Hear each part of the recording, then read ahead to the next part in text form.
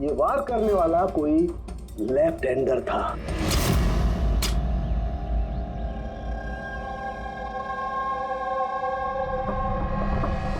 ये देखो, जब कोई आदमी बाएं हाथ से वार करता है तो घाव दाईं तरफ जाता है, और अगर दाईं तरफ से वार करता है तो घाव बाईं तरफ जाता है।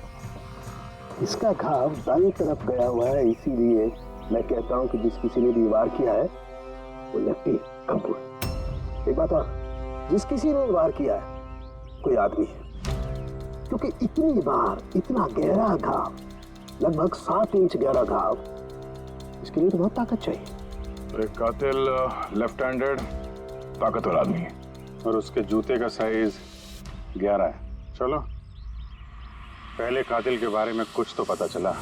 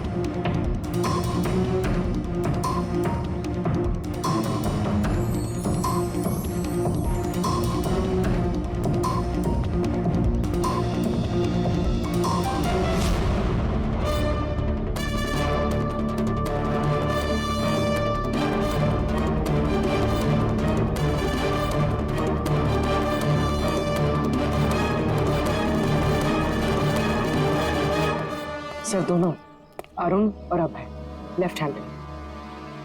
अरुण सिंगल रूम में था और अभय समीर के साथ रूम शेयर कर रहा था। समीर के साथ, जो होश में ही नहीं था। मतलब अभय ने निखिल के रूम में जाके उसका खून किया हो तो समीर को तो पता चलने वाला है नहीं। और सर अरुण, वो भी तो अकेला था। तो दोनों के दोनों पोटेंशियल सस्पेक्ट्स हैं। अच्छा, उनके जूतों की साइज चेक की? हाँ सर, चेक किया। दोनों में से कोई भी 11 नंबर नहीं पहनता। अरुण 13 नंबर का जूता पहनता है और अभय 8। और वो जूते के निशान मिले थे 11 नंबर के, वो किसी से मैच हुए? हाँ सर, मैच हुए। धीरज। धीरज? धीरज भी सिंगल रूम में था, लेकिन सर वो लेफ्ट हैंडेड नहीं, राइट हैंडेड। ऐसा तो नहीं कि डॉक्टर सालुंके को कोई गलतफहमी हुई है? मेरा मतलब है कि कातिल लेफ्ट हैंडेड हुई। सालुंके साहब से बात करने से पहले धीरे से मिल लेते हैं। सर, आप लोगों को धोखा हुआ है। मैंने सच में निखिल को नहीं मारा है सर। क्राइम सीन पे हमें तुम्हारे जूतों के निशान मिले। लेकिन सर, ये भी तो हो सकता है कि किसी और ने मेरे जूते पहन लिए हो। वैसे सर, मैंने अपने जूते अपने कमरे से बाहर रखे थे पॉलिश के लिए। लेकिन तुम कमरे में अकेले थे और इस बात का तुम्हारे पास कोई सबूत भी नहीं है। सर, वो शारदा। शारदा? शारदा क्या? एक्चुअली शारदा और मेरा अफेयर है, और ये बात हम किसी को बताना नहीं चाहते थे। लेकिन सर, शारदा मेरे साथ मेरे रूम में ही थी। तो शारदा ने कहा कि वो अपने कमरे में थी कीर्ति के साथ। सर, वो तो बचने के लिए उसने झूठ कहा था, क्योंकि कीर्ति ही सिर्फ ऐसी थी जो हमारे अफेयर के बारे में जानती थी। इनफैक्ट कीर्ति ने ही हमें एनकरेज किया था। धीरज सच बोल रहा है, मैं उसके साथ उसके रूम में थी। सर, अगर इसकी थियरी सही है और सच में किसी ने इसके जूते पहनकर कत्ल किया हो सकते हैं। ये घास और मिट्टी इस जूते के अंदर गए कैसे? कुछ तो है जो हम लोगों से छूट रहा है।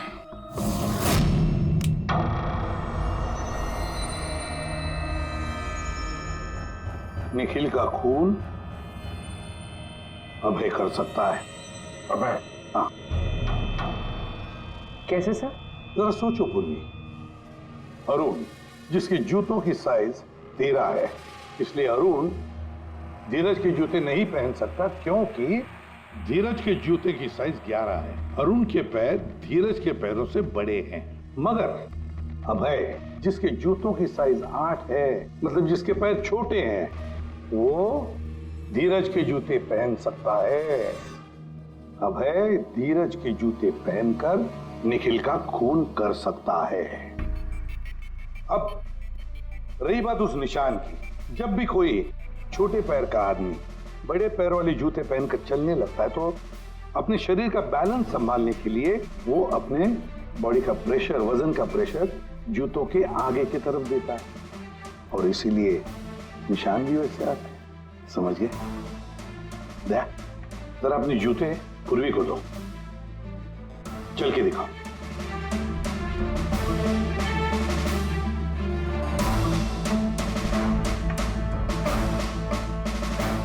अब चलो।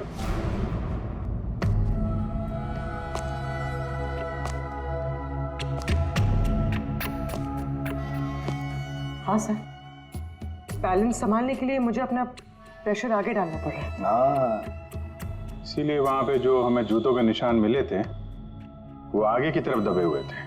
मतलब 3 कातिलों में से एक कातिल है, अब है। यानी पहले अभय ने निखिल के कमरे की खिड़की का लॉक अटका दिया, और जब रात को समीर नशे में चूर होकर सो गया,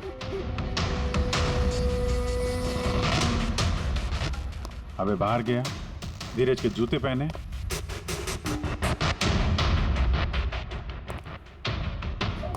बगीचे से कैंची उठाई, धीरज के कमरे में गया और उसका खून कर दिया।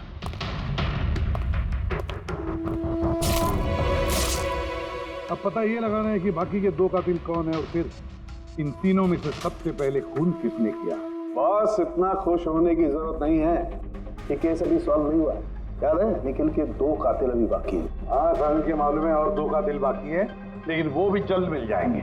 मिल गया सर, मिल गया, वो जोसेफ मिल गया। ये सच है सर, मैं रात को रिसोर्ट से चला गया था क्योंकि सर मुझे डायबिटीज़ है और मुझे दिन में 3 बार डायबिटीज़ के इंजेक्शन लेने पड़ते हैं सर। और सर मैं रात को जब डायबिटीज़ के इंजेक्शन लेने गया तो क्या देखता हूँ मेरी किट वहाँ पर है ही नहीं। सर मजबूरन मुझे दवाई लेने घर जाना पड़ा। सोचा सुबह को वापस आ जाऊँगा। मतलब क्या है, तुम्हारी डायबिटीज का किट गुम हो गया? मतलब सर हम 2 दिन के लिए रिसोर्ट में आए थे और मैंने अपनी ज़रूरत की सारी दवाइयाँ अपने साथ रख ली थी, इंजेक्शन, सीरिंग्स, सब कुछ सर। सुबह और दोपहर का इंजेक्शन भी लगाया था सर मैंने, लेकिन जब रात का इंजेक्शन लगाने गया तो वहाँ पे मेरी किट ही नहीं थी सर। पता नहीं कौन कहाँ कब ले गया सर, मैं नहीं जानता। चलो मान लें कि तुम्हारी बात सही है, पर तुम्हारा मोबाइल फोन क्यों ऑफ था? सर मेरा फ़ोन डिस्चार्ज हो गया था और चार्जर भी रिसोर्ट में रह गया था। ठीक है, अभी के लिए जा सकते हो, जरूरत पड़ी तो हम तुम्हें फिर बुला लेंगे। ठीक है? जी सर। बॉस, मैंने कहा था ना, 3 में से किसी एक कातिल ने निखिल को डायबिटीज का ओवरडोज दिया था। लेकिन सर ये पार्टी के तुरंत बाद बाहर निकल गया था और पूरी रात बाहर ही था। मुझे नहीं लगता है कि इसने खून किया है। खून चाहे किसी ने भी किया हो, किसी ने तो डायबिटीज की दवाइयां चुराई है कमरे में से। पता लगाना पड़ेगा कौन गया था जोसेफ के कमरे में और किसने चुराई ये दवाइयां। सर, कीर्ति, समीर और प्रीति, ये तीनों पार्टी के ठीक पहले जोसेफ के रूम में गए थे, और ये समीर तो गुस्से में था, निखिल के बारे में अनाप शनाप बोल भी रहा था। इन्हीं तीनों में से कोई हो सकता है जिसने वो डायबिटीज वाली किट चुराई है। तो प्रीति तो नहीं हो सकती, वो पूरी रात अपने बॉयफ्रेंड से बात कर रही थी, वीडियो चैटिंग कर रही थी। और सर समीर इस हालत में था ही नहीं कि वो ये सब कर सके। तो फिर कीर्ति?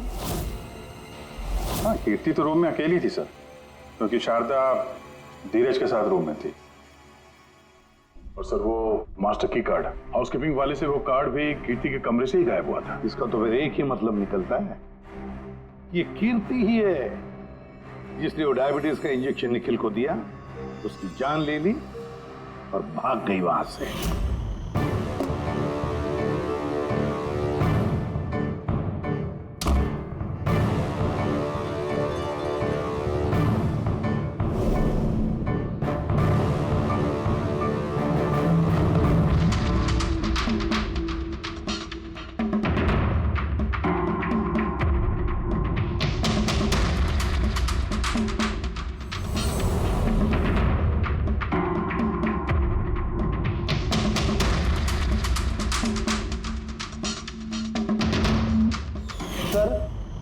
लोग तो मिल गए, अब ये तीसरा खूनी वही है ना जिससे निखिल का चक्कर, अब मेरा मतलब है जिसे निखिल ने डुप्लीकेट की कार्ड दिया था।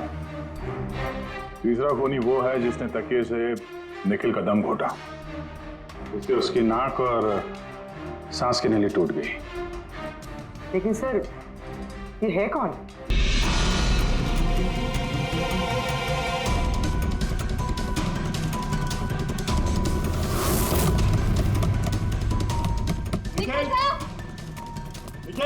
Open the door sir.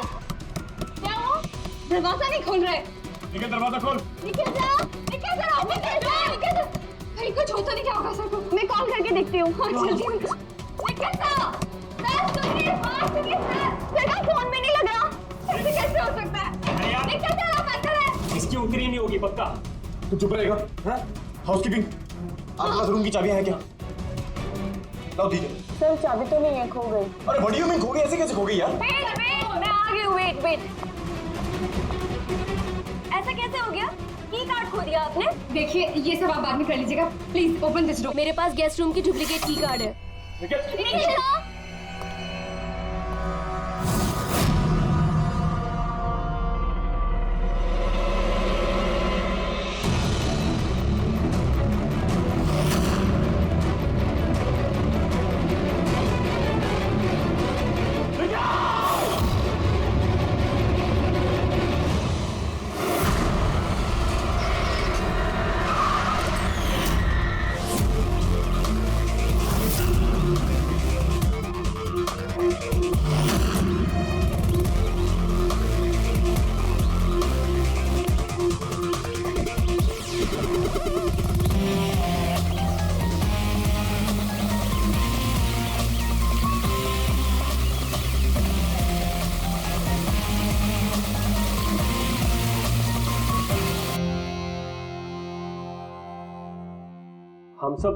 हम सब एक स्टार्टअप कंपनी निकिटून के लिए काम करते हैं। निकिटून?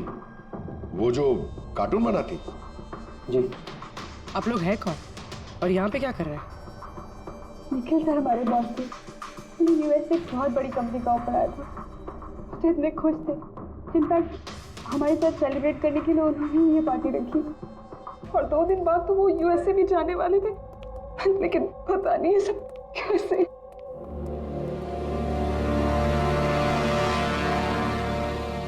प्लीज आप अपने आप को संभालिए।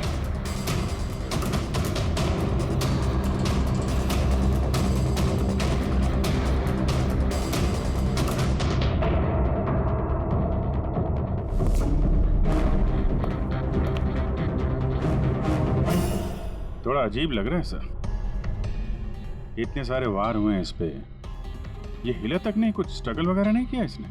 हाँ यार, ये तो अजीब है, लेकिन इससे भी अजीब एक और बात है। तुम्हें यहाँ पर कुछ महक नहीं आ रही? कुछ अजीब तरह की स्मेल? अजीब सी स्मेल है थोड़ी सी। हाँ, ये एक खास तरीके का केमिकल है। और देखो, ये जो इसकी नाक की हड्डी है ना, ये बुरी तरह से टूट गई है। और ये इसकी खाने की नली भी बुरी तरह से डैमेज है।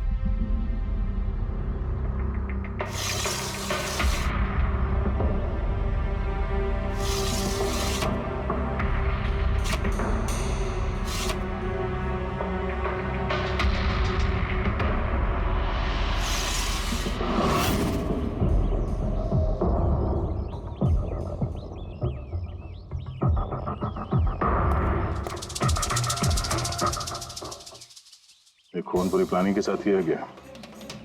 ये देखो, ये वैक्स इस शटर के लॉक पर लगा दिया गया था ताकि लॉक ठीक से बंद ना हो और खूनी आसानी से अंदर आ सके। तो मतलब कातिल यहाँ से आए?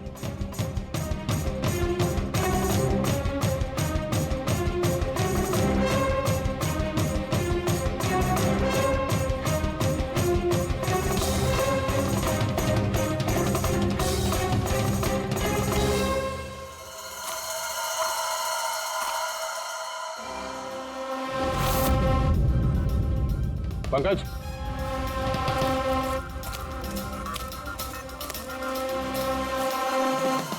जूतों के निशान। सर, देखने से तो कम 11 नंबर का लगता है। एक काम करो, प्लास्टर पेरिस लेके आओ और जूतों के निशान का ये कास्ट बनाओ।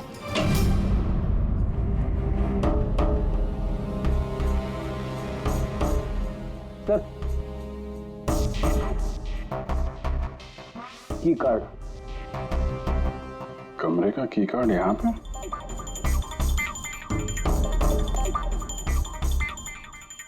कार्ड तो पहले से है।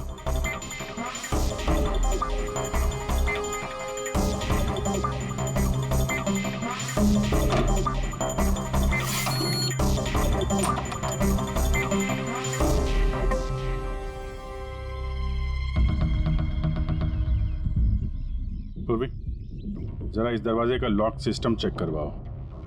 ऐसे दरवाजे में जब भी कोई कार्ड स्वाइप करके एंट्री लेता है तो लॉक के सॉफ्टवेयर डाटा में उसकी एंट्री रजिस्टर्ड हो जाती है। जरा पता करो कल रात से लेकर अभी तक कितने लोगों ने एंट्री की है। सर, एक कार्ड यहाँ पड़ा हुआ है, एक कार्ड वहाँ लगा हुआ है, दो कार्ड।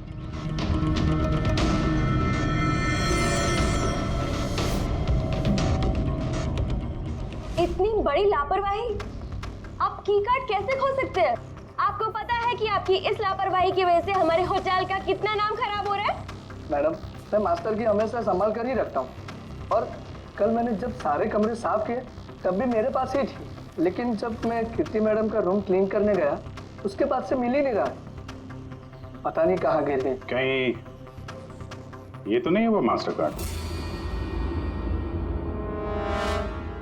नहीं सर, ये वो मास्टर कार्ड नहीं है। कमाल है, आपने एक झलक में पहचान लिया ये वो कार्ड नहीं है। सर, जो हमारे मास्टर कार्ड्स होते हैं उन पे लिखा होता है मास्टर कार्ड्स, और वो वाइट कलर के होते हैं। और सर, ये तो एक नॉर्मल की कार्ड है, ये हम सिर्फ अपनी गेस्ट को अलॉट कराते हैं। आई सी। अच्छा, ये अपना निखिल के कमरे में कोई और भी रह रहा था क्या? नहीं सर, वो अकेले ही रह रहे थे। तो फिर उनके कमरे में दो की कार्ड कैसे? दो की कार्ड्स? सर एक मिनट, मैं अभी पता करके बताती हूँ। जरा चेक करना कि मिस्टर निखिल के नाम पे एक और कार्ड इशू हुआ था। हाँ ma'am, duplicate card. Oh yes sir, याद आया मुझे, कल ही मिस्टर निखिल ने हमसे एक डुप्लीकेट की कार्ड बनवाया था, क्योंकि उन्होंने हमसे बोला था कि उनका जो ओरिजिनल की कार्ड है वो उनसे कहीं खो गया था। लेकिन एक कार्ड तो उनके कमरे के सॉकेट में लगा हुआ है, और ये दूसरा कार्ड तो वहाँ जमीन पे पड़ा मिला। आई डोंट नो सर, उन्होंने तो हमें यही बोला था कि उनका की कार्ड खो गया है। कोई बात नहीं, थैंक यू। ये एक कार्ड होते हुए भी निखिल ने डुप्लीकेट कार्ड क्यों बनवाया होगा? अभिजीत, कई बार लोग डुप्लीकेट कार्ड इसलिए मांगते हैं कि वो चाहते हैं कि कोई और भी उस कमरे में आ जा सके। कहीं ऐसा तो नहीं कि इस निखिल का किसी और के साथ चक्कर चल रहा हो, उसके ऑफिस में या कहीं और। हो सकता है उसने ये चाबी अपने गर्लफ्रेंड को दी होगी और उसकी गर्लफ्रेंड ने उसे मार दी हो। सर, डोर का लॉकिंग सिस्टम स्कैन कर लिया है। रात में की कार्ड 2 बार स्वाइप हुआ है, एक बार 2:15 बजे और एक बार 2:30 बजे। लगभग इसी टाइम में निखिल का खून भी हुआ था। और ये खूनी कमरे में 2 बार क्यों गया? 2 नहीं, 3 बार। एक बार डुप्लीकेट कार्ड से, एक बार मास्टर कार्ड से, एक बार उस खिड़की से जो खुली हुई थी। सर, मैंने सबसे पूछताछ कर ली, उन लोगों का यही कहना है कि वो लोग रात को रूम में सो रहे थे।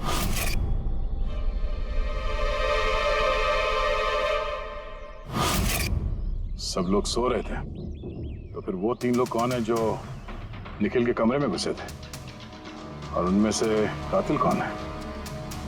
इसके सीने पर ही जो घाव के निशान है, इससे ये बात तो पक्की साबित होती है कि इसे किसी तेज धारदार चाकू से मारा गया है। तो हमारा पहला मर्डर वेपन हुआ एक तेज धार वाला चाकू।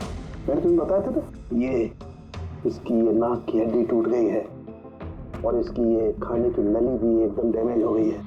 हा? ये सब कुछ बताते हैं कि किसी चीज से इसका मुंह दबा के इसका दम घोटा गया। एग्जैक्टली। और ये किया है किसी ने इस तकिए से, क्योंकि इस तकिए के रेशे मुझे इसके नाक पर और यहाँ इसके गले पर और चेहरे पर मिले हैं।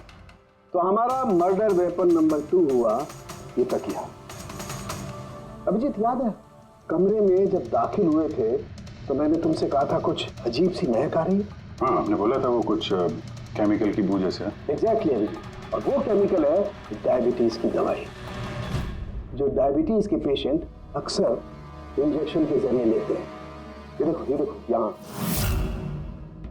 मुझे नहीं लगता है इसको डायबिटीज थी, ये जो इंजेक्शन है ये किसी नौसिखे ने दिए हैं। उसने डायबिटीज की दवाई इसे सिर्फ मारने के लिए दी है। सर कहीं ये वो केमिकल तो नहीं जो डायबिटीज के मरीजों के लिए तो दवा है, लेकिन अगर नॉर्मल इंसान को इसका ओवरडोज दिया जाए तो उनकी जान भी जा सकती है। एग्जैक्टली। इन तीनों तरीकों में से किसी एक तरीके से इसे मारा जा सकता था, तो फिर खूनी ने तीनों तरीकों का इस्तेमाल क्यों किया इसे मारने के? क्योंकि कातिल भी एक नहीं 3 है। क्या? चलो मान लेते हैं कि इस आदमी को 3 अलग अलग तरीके से मारा गया है, तो अब पता कैसे चलेगा कि किस तरीके की वजह से इस आदमी की मौत हुई? यही सबसे बड़ी गुत्थी है बॉस, जिसे सुलझाना भी बाकी है। तो ये पार्टी खुद निकल नहीं दी थी? जी सर, एक्चुअली उसे यूएसए से एक बहुत अच्छी जॉब ऑफर मिली थी, तो बस उसी को सेलिब्रेट करने के लिए उसने हम सब के लिए ये गेट टुगेदर रखा था। पूरा स्टाफ, निखिल का पूरा स्टाफ आया था यहाँ पे?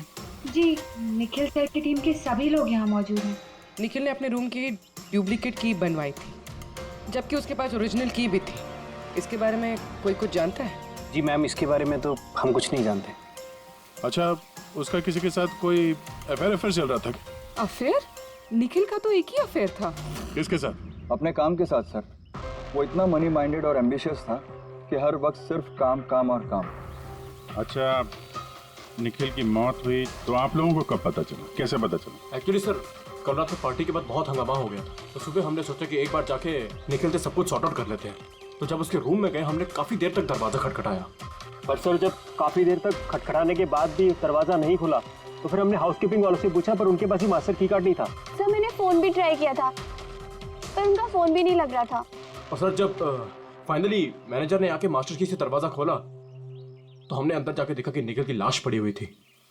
कल रात पार्टी हुई, हंगामा हुआ और खून भी हो गया। कहानी थोड़ी लंबी लग रही है, आराम से बैठ के सुनते हैं।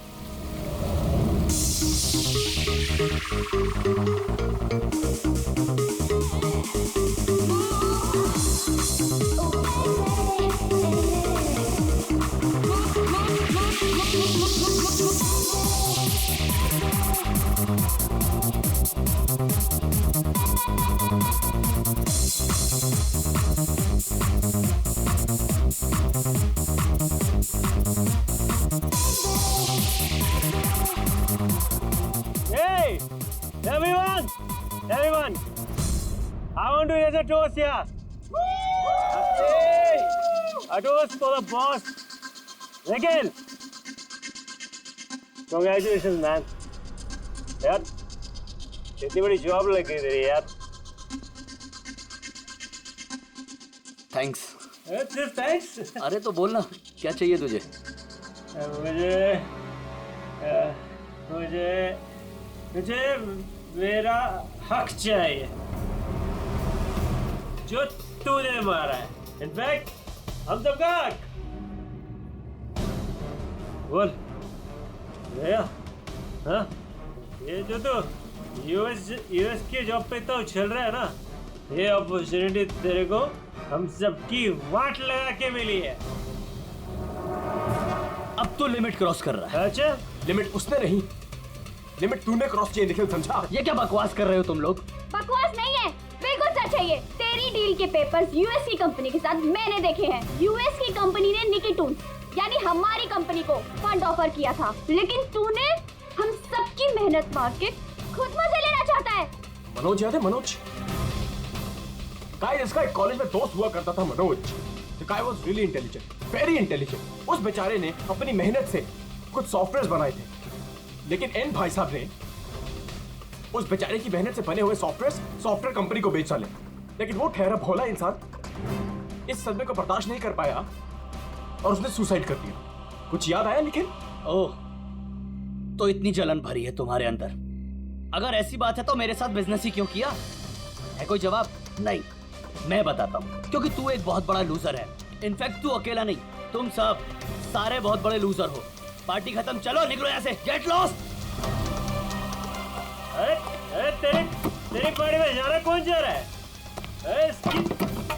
बकवास कर रहा है। चलो यहाँ से। हमारे पैसे की पार्टी है ये। आप सब लोग ठहरे कैसे थे? अलग अलग कमरों में?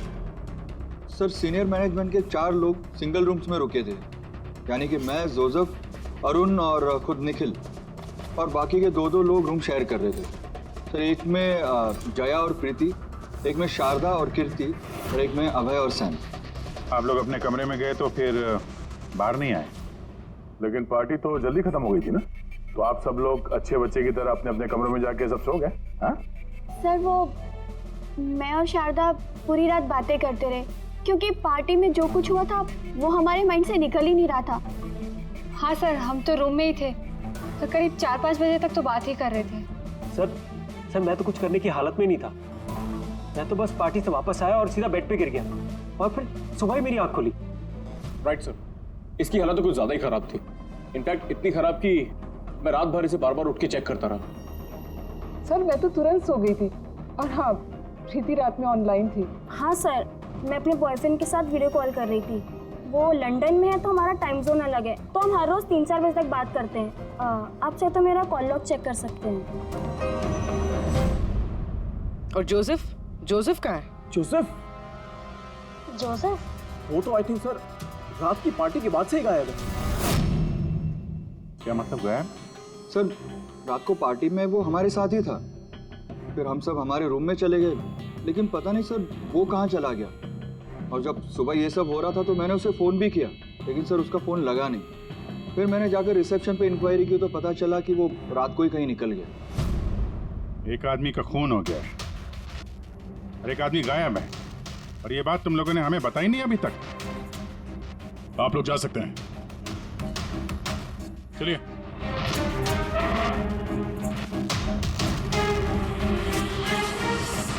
सर मुझे तो लगता है सब के सब झूठ बोल रहे हैं। जब तक असली कातिल सामने नहीं आ जाता, ये सब शक के घेरे में है। निखिल का दम घोटा, इससे उसकी नाक और सांस की नली टूट गई। लेकिन सर ये है कौन? मैं बताता हूँ वो तीसरा आदमी कौन था। खून में जिस तकिए का इस्तेमाल किया गया था, उस तकिए को मैंने बहुत बारीकी से चेक किया। अरे वैसे तो कपड़े पर से फिंगरप्रिंट उठाना बहुत ही मुश्किल काम है, प्रैक्टिकली नामुमकिन है, लेकिन अभी फिलहाल विदेश में एक नई टेक्निक का इस्तेमाल करने लगे, जिसकी वजह से पॉसिबल हुआ। इसमें स्वर्ण भस्म का इस्तेमाल करके स्वर्ण भस्म वगैरह छोड़ दे यार, सिर्फ इतना बता तकिए पर से तूने फिंगरप्रिंट्स उठाए? मैंने कोशिश की लेकिन नहीं। तो फिर ये सब कहानियां क्यों सुना रहा है? अगर कुछ मिला नहीं है तो?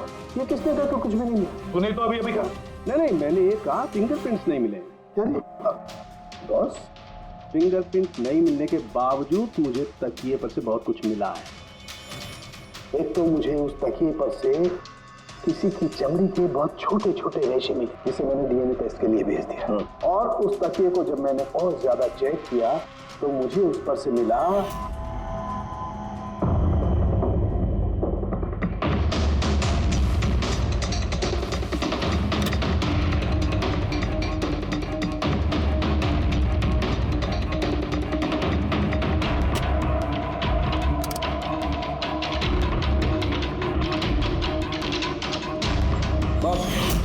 साइज का छोटा होना, बाएं हाथ की उंगली की अंगूठी और तकिए पर नाखूनों के निशान, सब इस बात को बताते हैं कि ये कोई औरत है।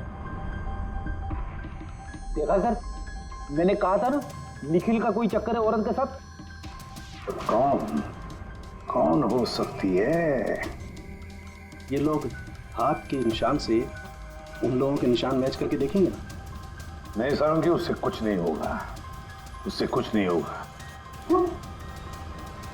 अब देख, ये धीरज शारदा के साथ अपने कमरे में था। दोस्त वो तो रिसोर्ट में था ही नहीं। कीर्ति ने डायबिटीज की दवाई की इंजेक्शन से निखिल को मार डाला। अभी निखिल को कैंची से मारा, कैंची से। जया तो सो रही थी रिसोर्ट में अपने कमरे में, प्रीति वीडियो कॉलिंग पर लगी रही थी, समीर तो पी के दूध था। तो इन सब में बचता है अरुण, जिसके पास कोई सबूत नहीं, जो कहता है कि वो अपने कमरे में अकेले ही था।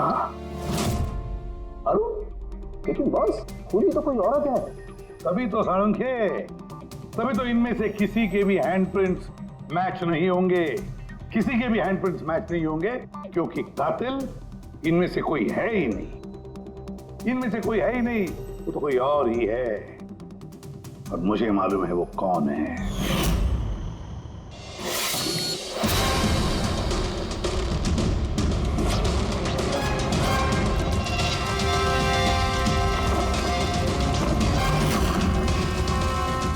आपका शक सही था सर, ये वही है।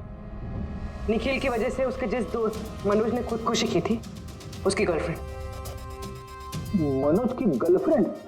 लेकिन निखिल ने उसे की कार्ड क्यों दिया? दिया नहीं, वो की कार्ड उसने खुद बनाया। निखिल के कमरे का की कार्ड कभी खोया ही नहीं था ना। निखिल ने छाया से कहा कि उसके कमरे का डुप्लीकेट की कार्ड बनाकर देंगे। वो डुप्लीकेट की कार्ड तो छाया ने बनवाया खुद, अपने आप, और फिर निखिल के कमरे में जाकर निखिल को मार डाला। अपने मंगेतर मनोज की मौत का बदला ले लिया उसने, बदला ले लिया। जी सर, आपने हम लोगों को बुलाया? जी हाँ, आप लोगों को हमने इसलिए बुलाया क्योंकि खूनी का पता चल गया है। आपको पता चल गया सर? कौन है वो? आपको बहुत जल्दी ये जानने की कीर्ति थी। सर वो तो मैं ऐसे ही पूछ रही थी। वैसे सर अभय, आपको क्या लगता है कातिल कौन है? सर ये मैं कैसे बता सकता हूँ, ये तो आप जानते होंगे ना। हम तो जानते ही, आप भी अंदाजा लगाइए। मिस छाया, आप कुछ अंदाजा लगा सकती हैं? अब मैं क्या अंदाजा लगा सकती हूँ? देखिए प्लीज आप जल्दी कीजिए, मुझे निकलना है, बहुत जरूरी काम है। अरे हाँ, आप तो जल्दी में ही होंगी। जैसे कत्ल की रात थी, निखिल का तकिए से खून करने के बाद जल्दी जल्दी में वहां से निकलते वक्त आप ये डुप्लीकेट कार्ड की वहां बोलेंगे। याद है आपको? ये क्या बोल रहे हैं आप? मैं उसका खून क्यों करूंगी? मैं तो उसको जानती तक नहीं हूँ। ऑफ कोर्स आप उसको जानती हैं। तुम्हारे बॉयफ्रेंड ने कुछ साल पहले इस निखिल की वजह से खुदकुशी की थी ना, उसी का बदला ले रही हो ना तुम। इसका मतलब मनोज इसका बॉयफ्रेंड था? गाइस, इसका एक कॉलेज में दोस्त हुआ करता था Manoj. The guy was really intelligent, very intelligent। उस बेचारे ने अपनी मेहनत से कुछ सॉफ्टवेयर बनाए थे, लेकिन एन भाई साहब ने उस बेचारे की मेहनत से बने हुए सॉफ्टवेयर कंपनी को बेच डाले। इस सदमे को बर्दाश्त नहीं कर पाया और उसने सुसाइड कर दिया। इसका मतलब निखिल का खून भी इसी ने किया है? तीन लोगों ने मारा है निखिल को, तीन लोगों ने, और वो सब तुम में से ही कोई है। ये क्या कह रहे हैं सर आप? वही जो आपने सुना। पूछिए मिस्टर अभय और मिस कृति से। क्यों अभय? वैसे हमें सबूत तो मिल गए, लेकिन तुम लोग अपना गुनाह खुद कबूल करोगे या पूरी कहानी हम ही लोगों से सुनोगे? बताता हूं सर। इस निखिल ने हमें बहुत बड़ा धोखा दिया था सर, इतना बड़ा धोखा कि मैं उसे अपने दिमाग से निकाल नहीं पाया।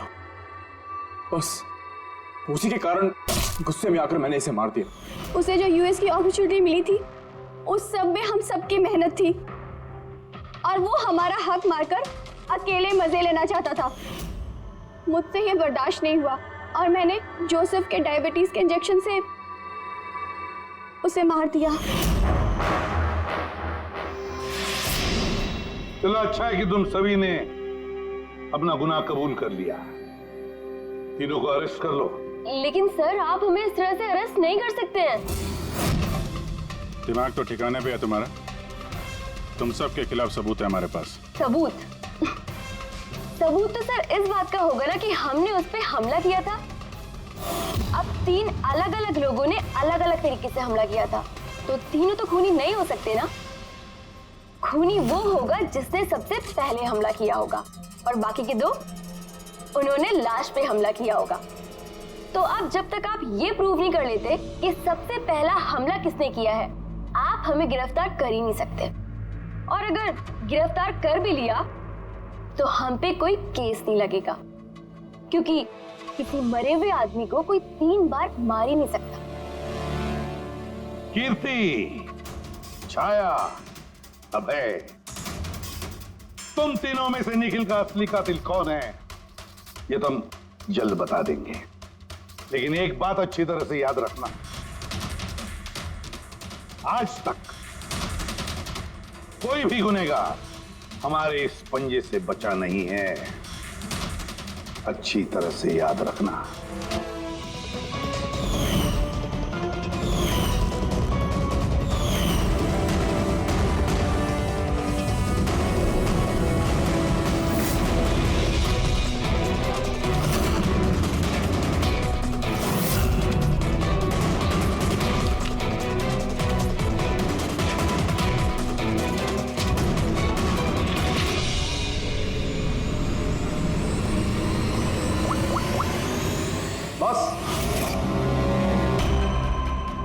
निखिल पर 3 अलग अलग लोगों ने 3 अलग अलग तरीके से हमला किया।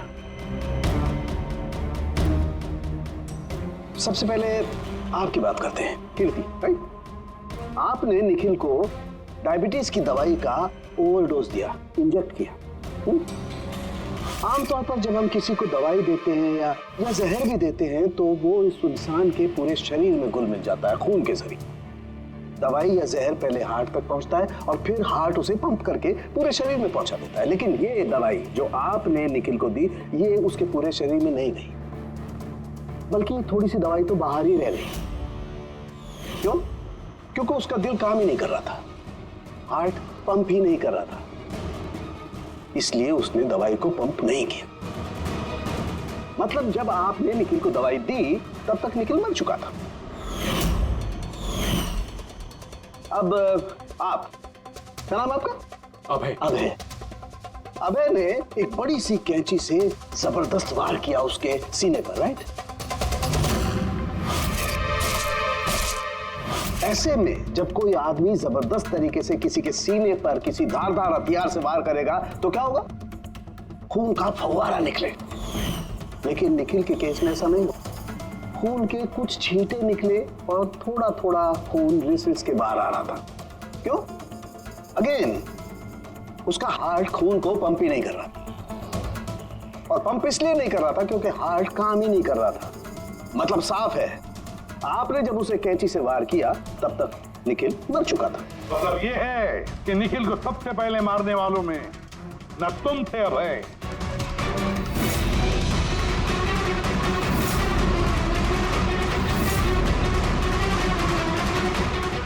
और ना तुम थी कीर्ति।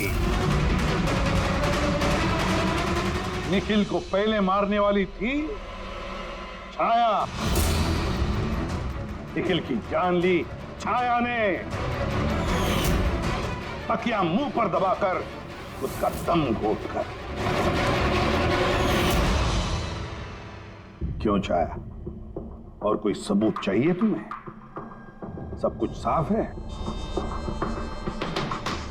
अबे तुम्हें और कीर्ति, तुम्हें खून करने की कोशिश की जुर्म में तुम दोनों को कम से कम 7-8 साल की सजा तो होगी ही होगी।